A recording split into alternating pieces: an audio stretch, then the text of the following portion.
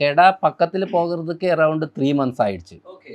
பக்கத்துல போகிறதுக்கே 3 months ஆயிடுச்சு. அதுக்கப்புறம் அதை எப்படி பிடிக்க வேண்டியது, அடிக்க வரும்போது எப்படி பிடிச்சு தூக்க வேண்டியது, ப்ராப்பரா பிடிக்கலன்னா அது பிடிக்க கம்மியா அடிச்சிடும். அதை அந்த அது முட்டை மாதிரி வரும்போது கரெக்டா நம்ம ஹேண்டில் பண்ணணும். ஓகே. இதை கெடாவை ஸ்டாப் பண்றதுக்கும் கரெக்டா ஹேண்டில் பண்ணணும். அது அந்த போஸ்டர்ல இருக்கு. போஸ்டர்ல ஹேண்டில் எப்பவுமே கேர் அதை பிடிச்சிட்டு இருப்பான். அவங்க அதை ரிட்டர்ன் ரிட்டர்ன் அடிச்சிடும். இப்படி கட் பண்ணிடும். ஓகே. அதை கட் கரெக்டா இங்க வந்துடும்.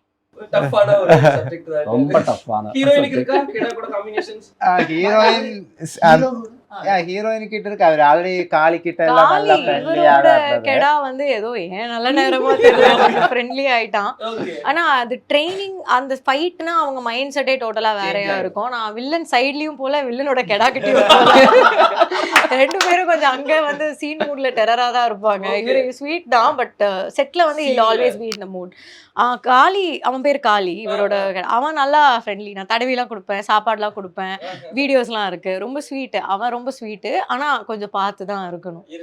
கேட்டுட்டு தான் போவேன் அவரோட கேட்டகரி. அண்ணா அப்படின்னா போலாம் ஓகே அப்படின்னு. ஆமா.